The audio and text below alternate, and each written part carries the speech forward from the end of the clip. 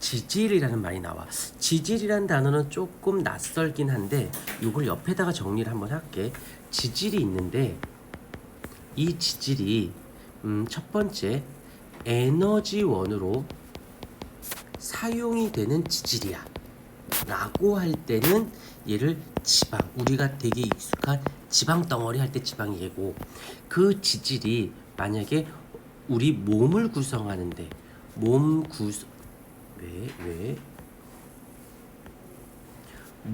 구성하는데 사용이 되어져요. 그럴 때는 사람 인자의 인지질이라는 말을 쓰고, 세 번째 그 지질이 호르몬에 사용이 된대. 그러면 우린 얘를 스테로이드라고 부른답니다. 이건 고유 명사니까 그냥 그렇게 쓰이는구나. 그런데 아까 얘기했지만 디테일하게 설명하진 않아. 근데 중요한 건 얘가 에너지 저장원이 9kcal. 이 말을 다시 쓸게. 단위를 보세요. 이 말의 의미는 1g에 9kcal라고 하는 열의 량을 저장할 수 있대요. 근데 그게 어쩌라고요? 근데 탄수화물이나 단백질은 이렇게 돼. 4kcal per g이에요. 그러니까 똑같은 1g이라도, 자 예를 들게, 우리가 핸드폰을 보면은 그 메모리 카드가 뭐 128기가, 256기가 이런 말 들어봤을 거야. 그때 용량이 크네. 그럼 용량 큰 걸 쓰는 게 좋겠지. 근데 사이즈가 달라, 같아? 같죠. 그치? 당연한 걸 물어본 거야. 사이즈는 같아. 핸드폰에 넣는 건 똑같아. 근데 128기가냐 256기가냐 512기가냐 문제인 거잖아. 마찬가지로 얘네들도 똑같은 1g이긴 한데 지방은 9kcal만큼 저장할 수 있어. 훨씬 더 효과적이지.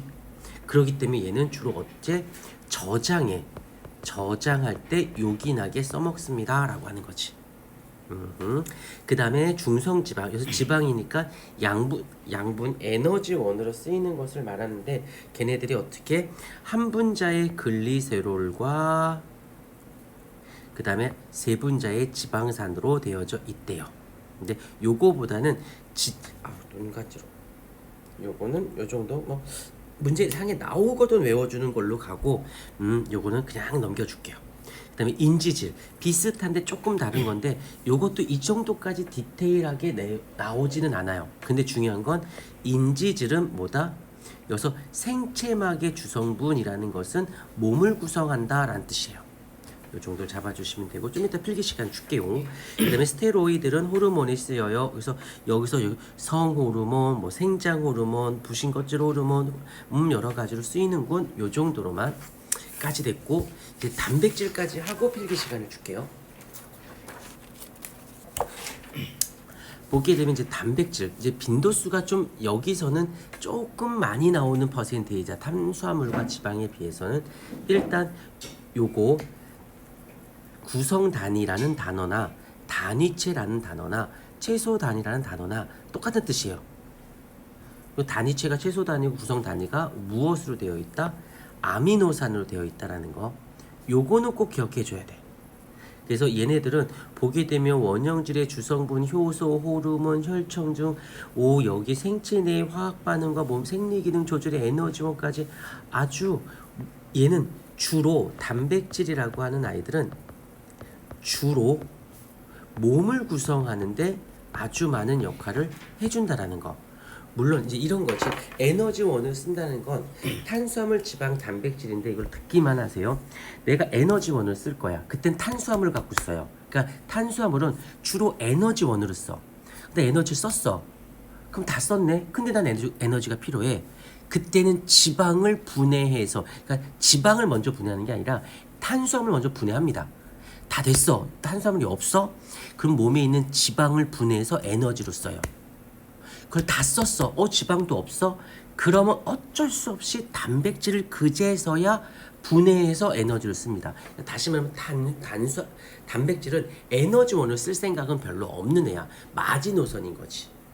요 정도만. 그때 이 단백질이 결합하는 것은 요 뒤에 가서 다시 하겠지만 아미노산이 펩타이드 결합을 해서 단백질을 형성합니다 라고 합니다. 오케이. 그래서 근데 여기서 시험 문제상에서 좀 불편하더라도 어쩔 수가 없는 게 요 생김새 하고 여기 결합을 시험 문제상에서 종종 내요. 먼저 구조를 볼게요. 여기서 보게 되면 요 NH2라고 되어 있는 요 I의 이름을 아미노기, 그 다음에 COOH라고 하는 애를 카복실기라고 합니다. 그 다음에 탄소를 중심으로 해서 수소가 붙어져 있고 겹사슬 라지알. 그러니까 여기서 제일 먼저 어떻게 봐야 되냐면 먼저 탄소를 먼저 표현해. 그 다음에 양 끝에 아미노기와 카복실기, 그 다음에 나머지의 수소와 알킬 겹사슬을 둡니다. 그러면 아미노산이 20여 가지 종류가 있는 건 왜 그런 거냐면 요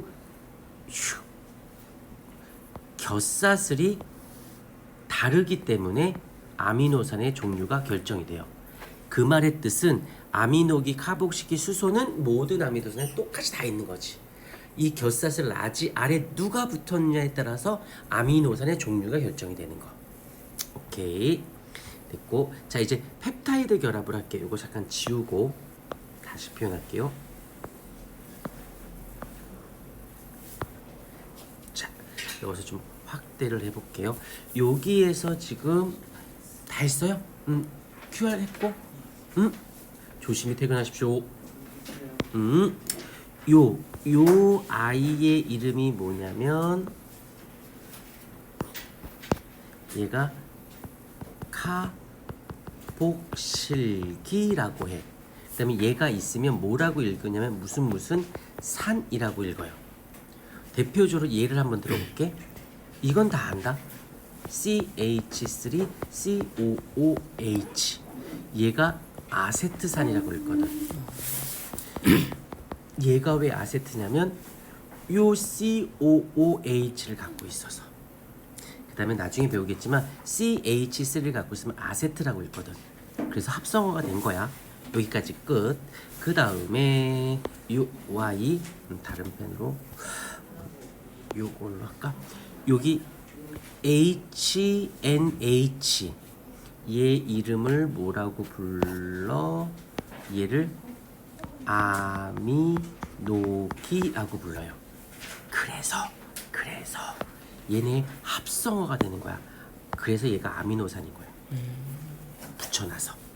그러면 이쪽에 있는 아미노산, 이쪽에 있는 아미노산인데 한쪽에 있는 요 카복실기에 있는 OH랑 아미노기에 있는 H랑 얘네 둘이 이렇게 만나서 물이 돼서 빠져나갑니다.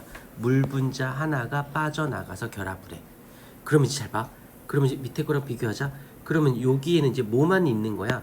얘는 지금 있어야 되는 얘만 있고 여기서는 얘만 있지. 요게 요로 온 거고 요게 요로 온 거야. 그래서 결합했네요 라고 하는 걸 이걸 펩타이드 결합이에요 라고 한다는 거지. 이건 솔직히 낯설어. 살면서 이런 거 본 적 거의 없거든. 낯설은데 디테일하게 막 변형해서 널 괴롭힐 정도는 아니야. 하지만 그림 보고는, 그러니까 굳이 할게. 굳이 컨츄리 하지만 COOH 4개나 있지. HNH 적게 있지. 많은 쪽에서 많게, 적은 쪽에서 적게. 일단 물 빠지는 거 확인해야 돼. 물 중에서 OH면 이쪽에서, 아미노기선 적게, 이것은 많이, 뭐 이런 식으로 굳이 표현한. 근데 아마 올 이제 고등학교 1학년 애들 중에서 주관식이나 서술형이 늘어났을 경우 이게 화학식으로 출제될 가능성은 난 있다고 봐.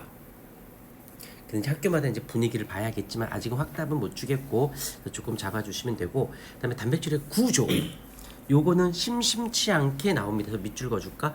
1차 구조, 2차 구조, 3차 구조, 4차 구조. 그런데 얘는 주관식이나 서술형으로 안 나올 거야. 객관식으로 나와요. 이때 좋은 방법 보세요. 1차 구조는 그냥 아미노산. 2차 구조는 펩타이드 결합이 뭔지는 알았어. 옆에 폴리라는 단어가 들어가 있으면 어디서건 폴리라는 건 POLY인데 이걸 번역하면 여러 개란 뜻이에요. 어휴 수고하셨습니다. 폴리펩타이드 결합을 해요. 그랬대. 그럼 2차 구조야. 1차와 2차는 1차는 그냥 아미노산에 늘 어쩌고저쩌고 1차 2차야. 결합을 했대. 됐어. 끝이야. 그 다음에 3차를 가면 입체 구조 어떤 형태를 띄어요. 얘는 결합했다는 게 끝이야. 그래서 무슨 구조를 가져요? 어떻게 생겨 먹었어요? 근데 얘는 입체 왜 폴리펩타이드들이 사슬들이 이번엔 겹치고 꼬여서 어떤 형태를 맞춰요. 까지만 그러니까 어휘에서 2차인지 3차인지를 구별하셔야 돼. 그다음 마지막 4차 구조를 가자. 그런데 3차 구조들이 어쩌고 저쩌고 해서 여기서 중요한 건 바로 얘죠. 어떤 기능을 수행합니다. 오케이. 그러면 4차 구조가 되는 거야. 그래서 각각의 키워드 어떤 뭐 아미노산에 대한 이야기가 나왔어. 얘가 그 애들이 결합을 해서 어떤 구조를 띄어요. 그리고 여기서는 어떤 형태를 띱니다. 여기 구조, 형태. 그걸 입체 형태죠. 그다음에 여기서는 어떤 기능적 단어가 들어가야 돼. 그래서 키워드들을 잡아주시면 되어집니다.